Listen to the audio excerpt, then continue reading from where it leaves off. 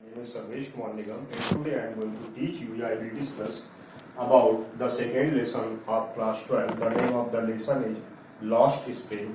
It is written by Anish Young.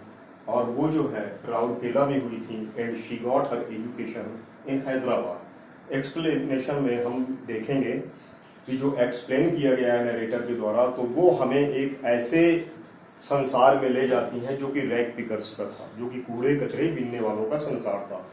तो वो हमें ले जाती हैं, she leads us at Seemapuri in Delhi. Seemapuri में, दिल्ली में, और Seemapuri where the rag pickers are living for 30 year. 30 year से जो रैग पिकर्स हैं, कूड़े कचरे बीनने वाले, वो बराबर रह रहे हैं। और वहां पे वो देखती हैं कि she met a boy whose name was Sahib आलम।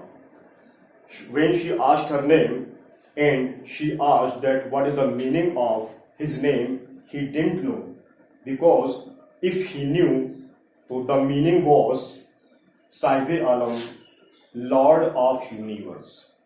जब वो पूछती हैं उससे, एक बॉय से, रैग पिकर से, कि तुम्हारा नाम क्या है, तो वो अपना नाम साहिब आलम बताता है, लेकिन वो अपने नेम की मीनिंग नहीं जानता है।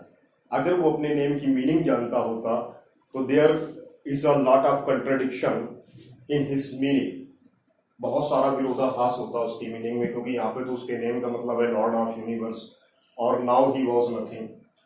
और इसके बाद में जब वो पूछती हैं कि do you go to school, he gave the answer, और वो आंसर देता है, कह रहा नहीं, बट अगर नरेटर बनवाएगी स्कूल तो वो जाएगा। और नरेटर कहती है कि हाँ, जब मैं स्कूल बनवाऊंगी तब तुम आओगे। लेकिन it was the talk of bleak world, ये खोखले संसार की बातें होती थी।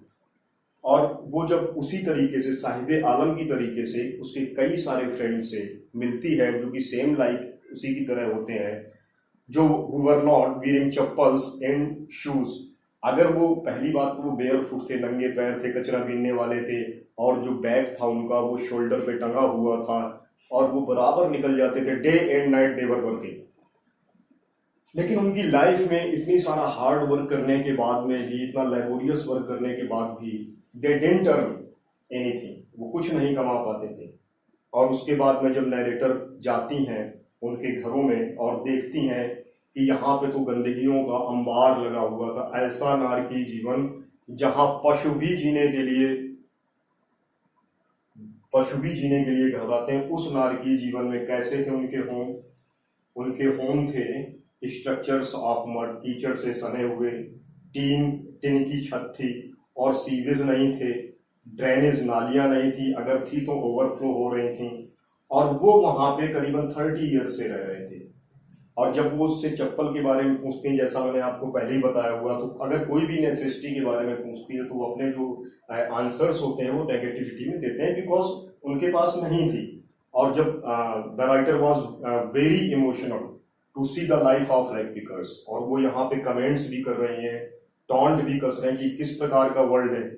और ये जो सारे थे रैग पिकर्स, ये मोस्टली बांग्लादेश से 1971 को आए हुए थे इलीगल तरीके से, तो इसलिए इनके पास कुछ ज्यादा था नहीं। बट हाँ, ये है कि इनके पास राशन कार्ड होता था, जिससे they get A plenty of food पा जाते थे। और दे कास्टेड वोट्स आल्सो, लेकिन वोट भी डाल देते थे। फिर भी किसी भी कोऑपरेटिव इंस्टीट्यूशन का या गवर्नमेंट का या ऑफिसर्स का ध्यान इन पे नहीं गया। और जब वो पूछती हैं कि ये बताओ साहिब आलम, जब तुम कचरा बीनते हो तो ये तुम्हारे लिए क्या होता, तुम्हें कैसा लगता? तो वो बताते हैं कि जब हम गार्बेज बीनते हैं तो ये हमारे लिए आश्चर्यजनक चीज होती है, क्योंकि ऐसा लगता है जैसे कोई चीज वंडर, रैप्ड इन वंडर हो, आश्चर्य से लिपटी हुई है। लेकिन जब वो एल्डर्स से पूछती हैं तो उनका सीधा साधा मतलब होता है कि ये जो रैग पिकिंग करना है, ये उनके लिए सर्वाइवल का मीन्स है, सर्वाइवल का साधन है। अब यहाँ पे हम देखते हैं कि जो साहिब था, जब उससे उसकी इंटेंशन पूछी जाती है, डिजायर पूछी जाती है, तो he was very found of playing cricket और टेनिस। क्रिकेट तो टेनिस के लिए यहाँ पे बताया हुआ है कि he was very found of tennis का शौकीन था। लेकिन वो दूर से ही देखता रहता था बड़े बड़े धनाढ़ लोगों को खेलते हुए, और उसकी जो डिजायर थी वो उसकी हार्ट में ही प्रेस हो जाती थी, because he new very well that the condition is not in his favour. और इसके बाद में जब लास्ट में जब वो नरेटर बताती हैं कि लास्ट में वो जो साहिब आलम था वो एक टी स्टॉल में काम करने लगता है, टी की शॉप में काम करने लगता है। और अब उसके बेचारे के छोटे छोटे हाथों में प्लास्टिक का बैग होता था, और जिसमें वो अब खुद का मालिक नहीं रह गया था, वो उसे भेजा जाता था किसी दूसरी दुकान में, कहीं यहाँ कहीं वहाँ वर्क कराया जाता था। तो अब वो अपने अब बेचारा छोटे छोटे, लेकिन उसके बाद भी देखिए यहाँ पे नरेटर कह रहे हैं इतना सब होने के बावजूद भी सीमापुरी का जो इलाका है आज भी मिजरेबल कंडीशन पे है, वहां पे कोई इम्प्रूवमेंट नहीं हुआ है। उसी तरीके से ड्रेनेज ओवरफ्लो हो रही है, सीवेज है नहीं है, और मकान है वो मिट्टी के बने हुए हैं। तो यहाँ पे जो नरेटर है अनीश जंग, वो हम लोगों को उनकी सेम लाइफ के बारे में बता रहे हैं। अब एक्चुअली हम बात एक ये भी देखते हैं कि हमारी जो गवर्नमेंट है उसने बहुत सारे लॉज को इन्फोर्स किया हुआ है कि child labour is heinous crime. उन्होंने बताया, हमारी जो गवर्नमेंट है, सुप्रीम कोर्ट है, उसके अकॉर्डिंग चाइल्ड जो लेबर होता है वो पनिशेबल ऑफेंस है, एक दंडनीय अपराध है। लेकिन उसके बावजूद भी हजारों बच्चे, छोटे छोटे बच्चे बेचारे अपने सर्वाइवल के लिए काम बराबर कर रहे हैं, क्योंकि उनके पास फूड प्लेंटी, और एक इतना सारा मेहनत करने के बाद में भी वो प्लेंटी ऑफ फूड उनको नहीं मिलता है।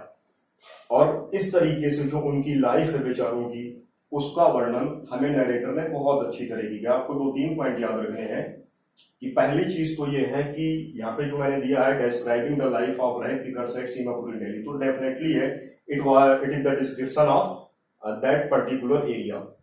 और सेकेंड चीज है कि जब अबाउट स्कूल, मैंने छोटी छोटी चीजें लिखी हुई हैं ताकि आप नोट्स के भी काम करें। अबाउट स्कूल के बारे में मैंने आपको बताया था कि नरेटर पूछती है कि भाई स्कूल तुम क्यों नहीं जाते हो, कब जाओगे, तब वो बताता है। और फिर शूज और चप्पल के बारे में पूछती है जो उनके पास होते नहीं, अगर होते भी हैं तो डिसकलर्ड मैच होते हैं। और परपिचुअल पॉवर्टी में तो कंटिन्यूसली रह ही रहे हैं। होम्स के बारे में मैंने बताया था, तो उसमें मैंने साफ दिया हुआ है structures of mud with roof of tin और डिवाइड सीवेज नहीं है, ड्रेनेज नहीं है, और they have been living for 30 years there. अब चिल्ड्रन के लिए पूछ रहे हैं कि गार्बेज का भैया मीन क्या होता है, तो वो गार्बेज का मीन बताते हैं कि हमारे लिए जो बच्चे हैं साहिब आलम और उसके फ्रेंड्स, कहते हैं हमारे लिए तो ये आश्चर्य में लिपटी हुई चीज होती है। लेकिन जब वो चीजें एल्डर से पूछी जाती हैं तो कहते हैं कि हमारे लिए तो ये केवल सर्वाइवल का साधन है, और हम अपने सर्वाइवल के लिए रैंक पिकिंग करते हैं। फिर मैंने आपको बताया था कि टेनिस के बारे में कि वो टेनिस का शौकीन था, लेकिन बहुत सारी प्रॉब्लम्स ऐसी थी जिससे वो अपनी इच्छाओं को पूरा नहीं कर सकता था बिकॉज ऑफ ग्राइंडिंग पॉवर्टी। फिर उसके बाद में लास्ट में डिस्क्रिप्शन दिया गया है कि वो टी स्टॉल में वर्किंग कर रहा था, और बेचारा छोटे छोटे हाथ, और उसमें प्लास्टिक के बैग टंगे हुए थे, और अब वो 800 रुपीज ही गेट्स वो वहां पे टी स्टॉल में। लेकिन अब एक चीज ये है कि वो अपना खुद का मालिक नहीं रह गया था, अब वो दूसरे के लिए वर्क कर रहा था। तो इस प्रकार से ये पूरा लेसन है जो कि मैंने डिस्क्रिप्शन किया गया। थोड़ा सा यहाँ पे गर्मी है, और अगर मैं फैन चलाऊंगा तो इसमें जो फिर आवाज इसलिए आएगी, इसलिए थोड़ा सा sweat is running from my body, इसलिए आप इसको ना ध्यान दे करके यहाँ पे जो है ये चीजें हैं इसको आप नोट्स बनाएं, इसको आप लिखें। और ये मैंने जो है हल्की हल्की चीजों में इंडिकेशंस के लिए तौर पे दिए हुए हैं 5 पॉइंट्स। आप इस 5 पॉइंट्स को क्लियर कर लोगे तो ये निश्चित है कि आपको फिर कुछ ज्यादा करना नहीं है। अगर आप एक बार लेसन को रेडी कर लोगे और उसके बाद ये पॉइंट्स ले लोगे तो डेफिनेटली आपको फिर कुछ ज्यादा करना नहीं है। Thank you and good bye.